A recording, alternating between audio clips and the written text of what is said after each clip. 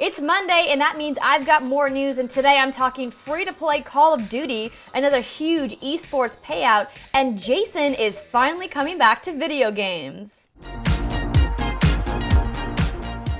Hey everyone, welcome back from the weekend. I'm Andrea Renee, and this is GT News on GameTrailers. And today is Monday, January 12th, and I've got some news for you. Let's start with this Call of Duty news from China. Activision has officially announced that Call of Duty has finally gone live across China. A version of the hugely successful game franchise has reached the most populous country on the planet in Call of Duty Online.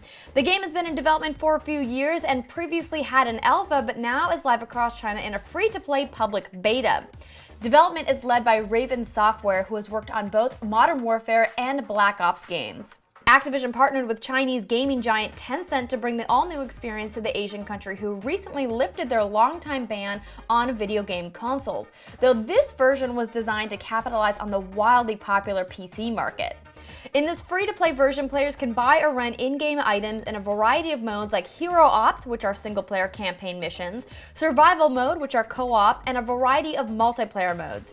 There is a new mode called Cyborgs, which is an exclusive Chinese PvE experience, which is essentially just Call of Duty zombies, but the zombies are now cyborgs instead. If this free-to-play model proves successful, it could potentially make its way to other regions, especially considering Call of Duty sales have slightly declined, though there's still nothing to shake a stick at. Plus, adding in more Chinese players to the competitive Call of Duty scene could be a game changer, since players from China have dominated other scenes like the Dota 2 International Tournament. But we'll have to wait and see. What do you guys think of free-to-play Call of Duty? How much money have you spent on Call of Duty over the years? Let me know in the comments below. Next up, and speaking of competitive gaming, the Smite World Championships took place over the weekend, and a new champion of the mythology-inspired MOBA was crowned. Team Cognitive Prime took home their share of the $2.5 million prize pool, making their haul $1.3 million. The third largest payout in esports history, behind the prize pool for the International for 2013 and 2014. While the worldwide viewership was under 100,000 people, which isn't even in the same realm as League of Legends, the prize money was very impressive. At the tournament, developer Hi-Res Studios unveiled a new god that they've added to their roster, Hao Yi, Defender of Earth. He has a variety of ranged attacks, high resistance to critical hits, and movement tricks, just to name a few. Congrats to all the participants. If you guys missed the tournament and you want to catch the highlights, you can head on over to the Smite Twitch channel. And if you guys are fans of Smite, be sure to check out Minions of Smite, a funny series from my friends over at the Warp Zone. It's really awesome. And lastly, EGM has exclusively revealed that Friday the 13th will return to video games this fall.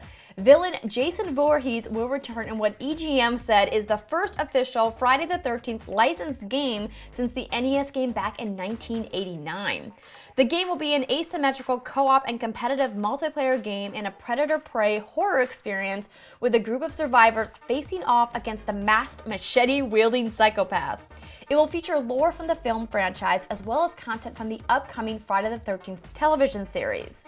The game is in development for multiple platforms and is slated for an October release, and creator of the original film franchise, Sean S. Cunningham, told EGM, "With a new television series on the horizon and plans announced for the 13th installment of the film franchise, we felt the time was right to finally explore Jason, Camp Crystal Lake, and the rest of the Friday the 13th story in interactive form."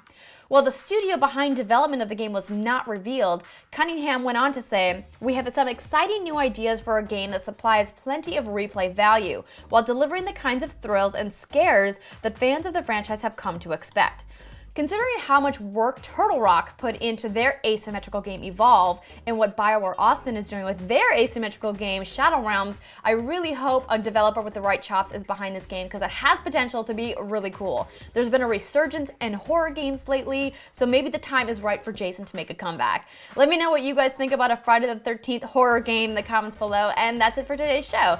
Thanks so much for watching. Please subscribe to GT News on YouTube if you haven't already, and check out all of our coverage over on GameTrailers.com. And I'll see you guys tomorrow.